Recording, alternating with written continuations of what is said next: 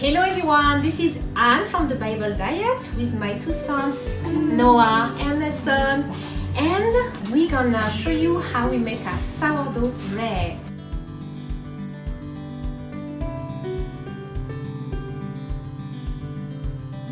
So there is some techniques. When I first learned about it, I was like, wow, that's a long process, but it's actually fun and it's nice, it's very nice. And it's one of these breads that can be healthier for you and it tastes so delicious. So I made my own starter.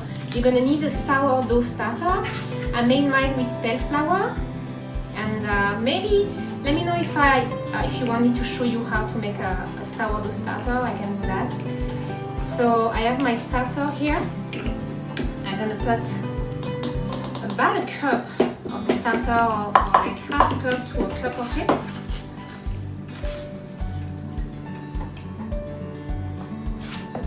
Right, and I keep some so that I can make more sourdough later. So basically this never ends. I'm gonna add more flour and more water to it, and I'm gonna have more starter for later on when I want to make more sourdough bread. It's just awesome. So it's about a cup of sourdough starter, and now I'm gonna add about 1.5 cup of warm water.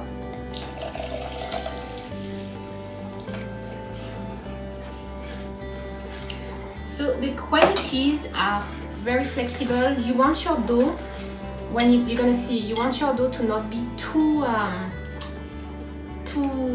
sticky, and you don't want it to be too dry. You want it to be a little bit sticky. You're gonna see. So that's 4 to 5 cups of flour. So here I have 5 cups. So I'm gonna add almost everything. I'm gonna leave some to see, because I don't want my dough to be too what is the contrary of sticky? Too smooth. Too smooth or too dry, because the bread might end up hard and not nice and soft and kind of moist. So we just mix up everything. That's good. Alright, so at this stage, when all is kind of mixed together, you're gonna get some chunks like that. And you're gonna be able to take your hands and what we're gonna do, guys, with the dough? We're gonna knead the dough. That's right. So the kneading of the dough is a very important process, because we want to develop the gluten of the bread so that we get a nice bread texture. And so we're gonna knead the dough for about 10 to 15 minutes. And it's kind of fun, right? And we can develop our arm muscles with it. Alright, so I'm gonna start.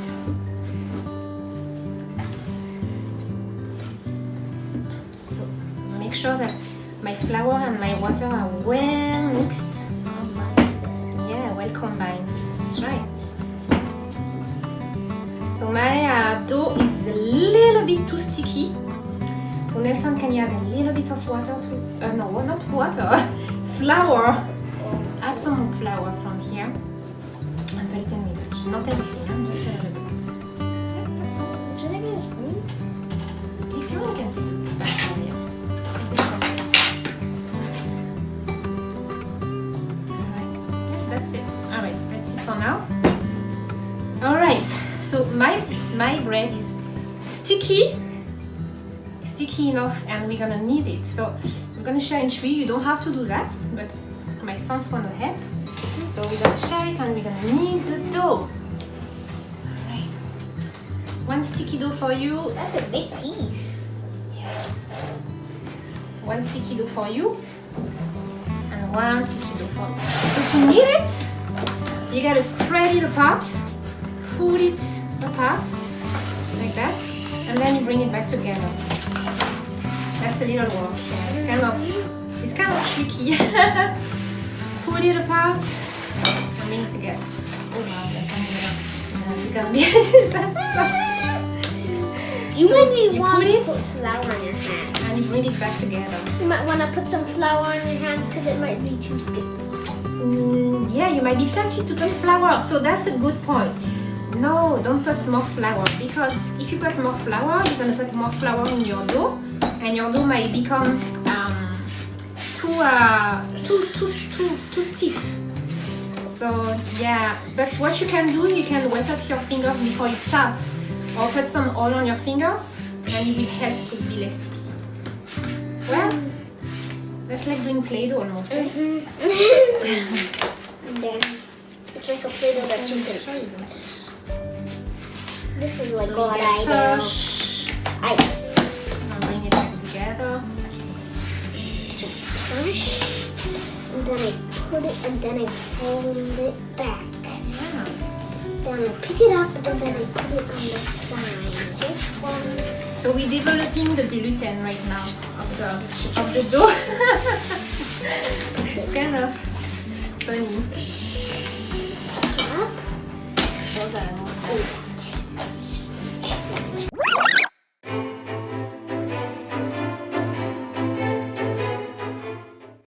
Oh no! I forgot to put the salt. I forgot to put the salt. So okay, now that we need the dough, we're gonna put the salt. But normally you put the salt with your water at the beginning. But you know, making videos like that, you know, a little not stress, but you know, forget things. Alright, let me put some salt on yours. Alright, so that's about 2 teaspoons of sea salt, huh? Alright. I'm mixing it up. It's okay. I'm blending and combining. It's cute. And it might be a little bit sticky on your hand, so when you want to take it up, you might struggle. Okay. So let me mix up the salt and mine. You mixing up the salt in yours, guys? Like this, Mom. It's so sticky. You're supposed to do it like this. Yeah, you can do like that if you want. But at the end, the dough will be a little bit more firm as you knead it. Then we're gonna let our dough rest at room temperature. So it's from 3 to 6 hours. If it's the winter and it's still a bit, you know, a good temperature, but it's not really hot, I would leave it for 6 hours. If it's summer and it's warm inside, you can leave it for 3 hours. Or you can leave it overnight in the fridge as well. And then you're gonna see that when the dough has rested, it's gonna be much more firm and much less sticky. Ow! Let me help you a little bit. Okay. Do like that.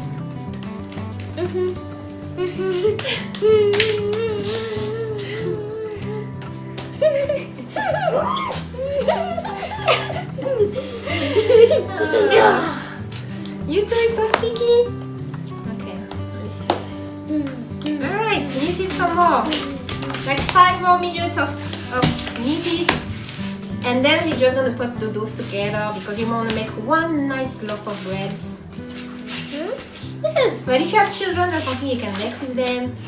You can teach them, you know, to be perseverant and diligent and patient, because this bread is not something that you just put the ingredients together and put in the oven. You gotta be patient. But the good thing with these breads, compared to the bread made with yeast, you can eat it right away. I mean, let it cool down because it might be hot, but the bread made with yeast is not recommended to eat it right away because the yeast is not good for your guts, and they are alive and you can have fragile guts because of that.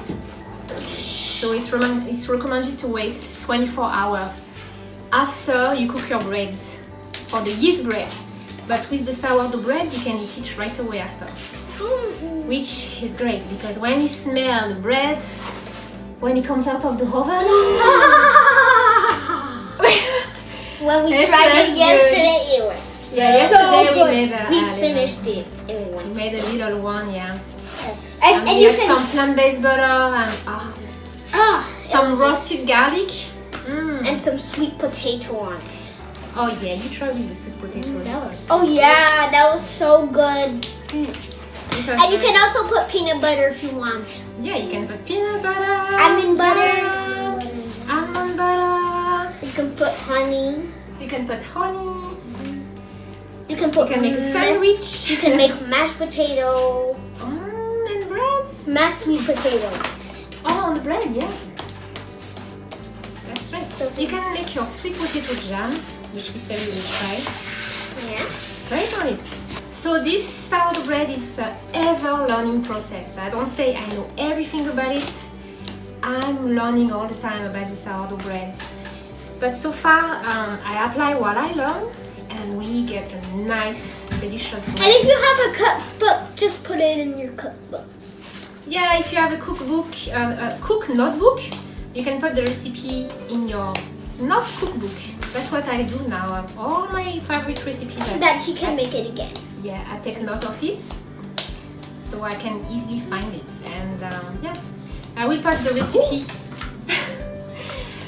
I will put a link to the recipe down in the description, so that you can. Hey, careful. See my sourdough? Wow. See mine? All right. So now let's combine everything together. You wanna knead some more? Yeah. Well, I don't want to stop kneading because it's fun. You know what is awesome when you cook with your children is that You teach your children to.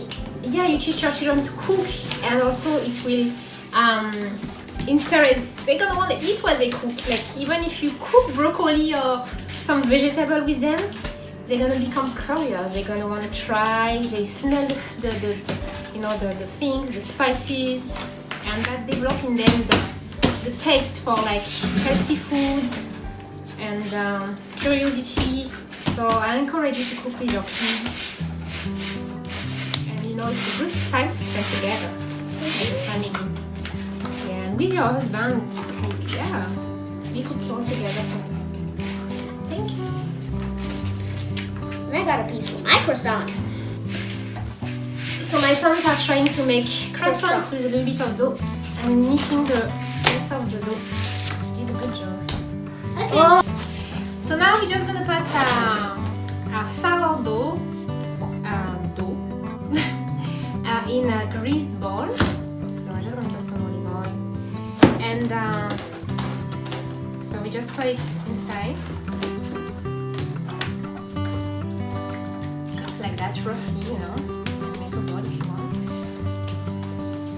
Right. So we're gonna grease it at the top, on the side, and at the bottom, and that's it. And now we're gonna put some foil paper on top.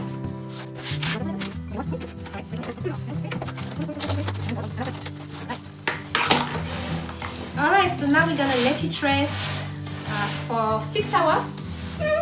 And like I told you, you can leave it for 3 hours if it's hot by you, or overnight in the fridge. But we're gonna let it rest for 6 hours. See you soon!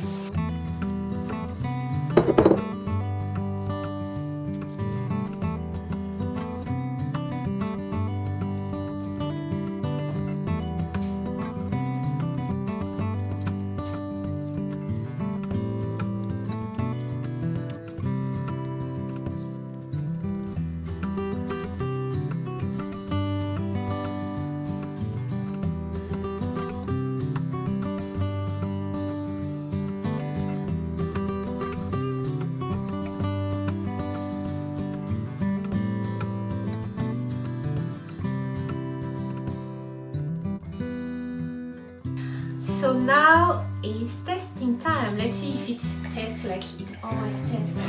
Very delicious. So if my husband says it's not good, it means that it's not good. Alright. He won't hide.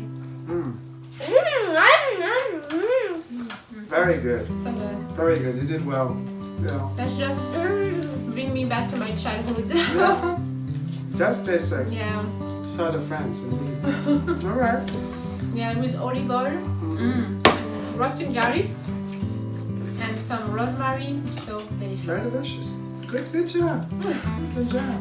Thank you. So I guess you'll be putting Praise God for. the bakers out of business because we now have homemade and home cooked bread.